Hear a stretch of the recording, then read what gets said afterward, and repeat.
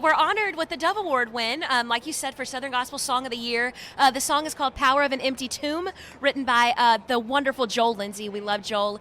Just a great songwriter for so many different groups. And yeah, that was back in 2020. So it was kind of a weird time for our family and for everyone battling COVID and everything. But we weren't able to actually go to the Dove Awards because they did it via live stream that year.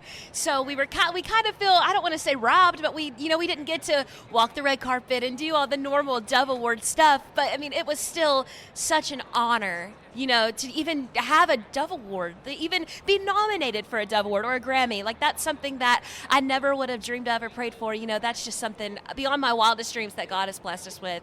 It's absolutely amazing.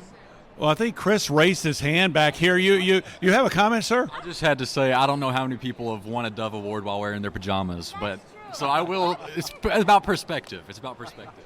Well, and I'm going to go around to Keith here because you talked about the Christmas record. That was something that was nominated for a Grammy Award. You feel very strongly about that. Tell me about the Christmas record and what really went into that.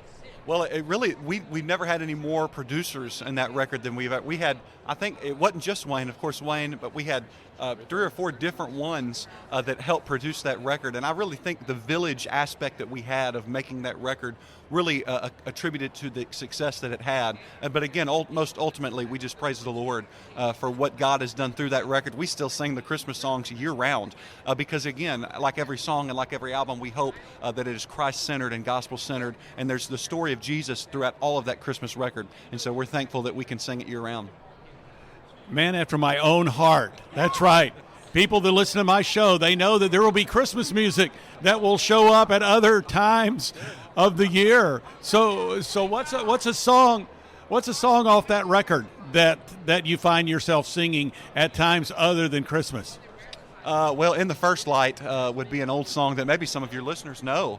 I know that. Glad. Yeah. Great song. I would say that one, again, the story of Jesus. It goes through the whole story of Christ, and so that's why we're able to do it year-round. So I would definitely say that one. What Christmas really means, the title cut off the record, the same thing. It gives us full story of Jesus.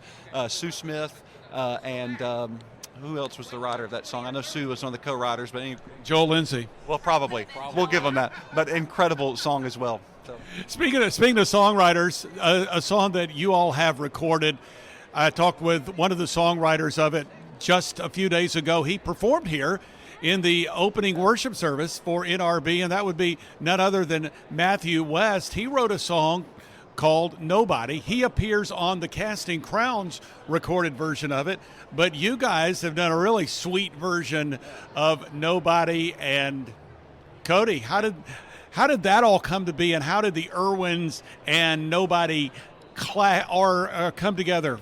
Yeah, so we obviously heard the song, and just like fans of music, of good songs and good music, we were like, you know what? It fits our demographic of age. We love the lyrics, and just trying to put something that can, on a Sunday morning, connect the church with the Erwins that maybe never heard of us, and we can throw Nobody out there, and everybody just knows it and connects. And it's just a fun, deeply lyric song, and we love singing it, man. The audience and churches love it.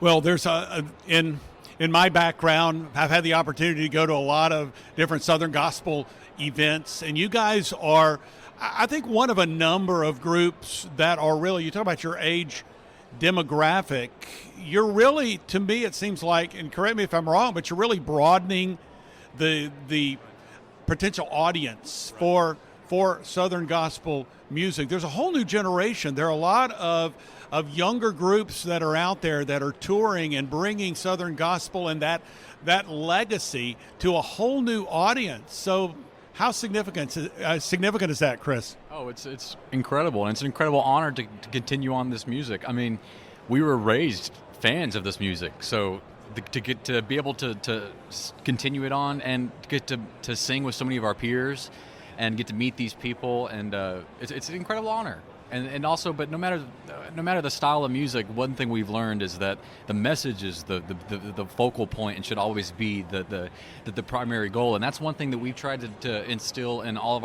our projects we've released and our music that we release. We try to be sure that the message is strong and that it's going to be effective, because why else would we do what we do if not to get the message out, get the gospel out? So we're thankful for that legacy.